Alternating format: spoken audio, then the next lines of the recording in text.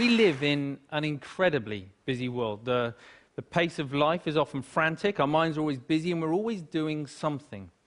So, with that in mind, I'd like you just to take a moment to think, when did you last take any time to do nothing? Just 10 minutes, undisturbed. And when I say nothing, I do mean nothing. So that's no emailing, texting, no internet, no TV, no chatting, no eating, no reading. Not even sitting there reminiscing about the past or planning for the future. Simply doing nothing. I see a lot of very blank faces. My thinking is probably have to go a long way back. And this is an extraordinary thing, right? We're talking about our mind. The mind, our most valuable and precious resource through which we experience every single moment of our life. The mind that we rely upon to be happy, content, emotionally stable as individuals, and at the same time to be kind and thoughtful and considerate in our relationships with others. This is the same mind that we depend upon to be focused, creative, spontaneous, and to perform at our very best in everything that we do. And yet, we don't take any time out to look after it. In fact, we spend more time looking after our cars, our clothes, and our hair than we... Okay, maybe not our hair, but you see where I'm going. The result, of course, is that we get stressed. You know, the mind whizzes away like a washing machine going round and round, lots of difficult, confusing emotions. And we don't really kind of know how to deal with that. And the sad fact is that we are so distracted that we're no longer present in the world in which we live. We miss out on the things that are most important to us. And the crazy thing is that everybody just assumes, well, that's the way life is, so we just kind of got to get on with it. But that's really not how it has to be. So I was about 11 when I went along to my first meditation class. And trust me, it had all the stereotypes that you can imagine, the sitting cross-legged on the floor, the incense, the herbal tea, the vegetarians, the whole deal. But my mum was going and I was intrigued, so I went along with her. I'd also seen a few kung fu movies, and secretly I kind of thought I might be able to learn how to fly, but I was very young at the time, you know.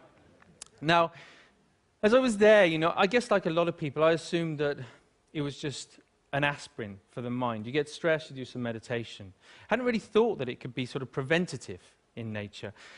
Until I was about sort of 20, when a number of things happened in my life in quite quick succession. Really serious things, which just flipped my life upside down. And all of a sudden, I was inundated with thoughts.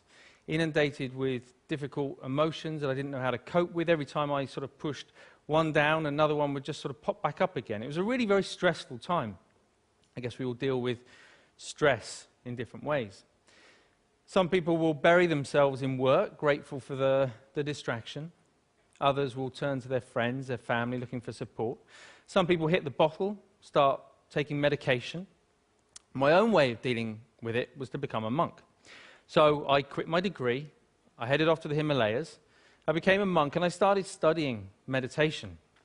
People often ask me, you know, what I learned from that time. Well, obviously it changed things, you know. Let's face it, becoming a celibate monk is going to change a number of things. But it was more than that.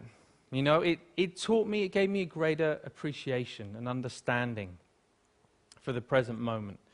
By that I mean not being lost in thought, not being distracted, not being overwhelmed by difficult emotions, but instead learning how to be in the here and now, how to be mindful, how to be present. I think the present moment is so underrated. It sounds so ordinary, and yet we spend so little time in the present moment that it's anything but ordinary. There was a research paper that came out of Harvard just recently that said on average our minds are lost in thought almost 47% of the time. 47%.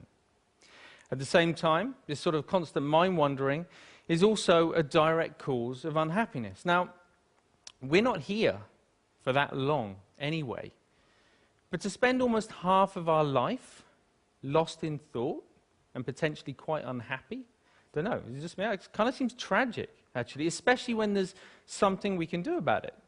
When there's a positive, practical, achievable, scientifically proven technique which allows our mind to be more healthy, to be more mindful, and less distracted.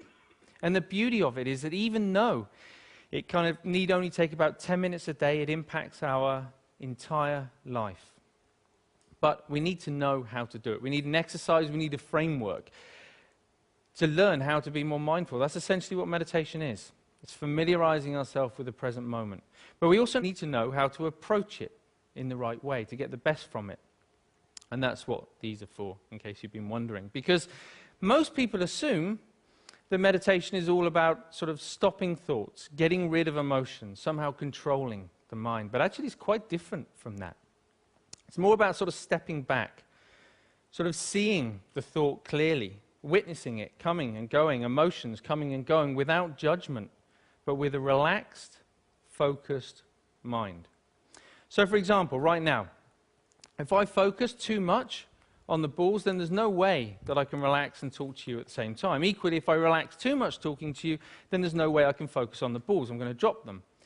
Now in life and in meditation, there'll be times when the focus becomes a little bit too intense and life starts to feel a bit like this. It's a very uncomfortable way to live life when we get this tight and stressed.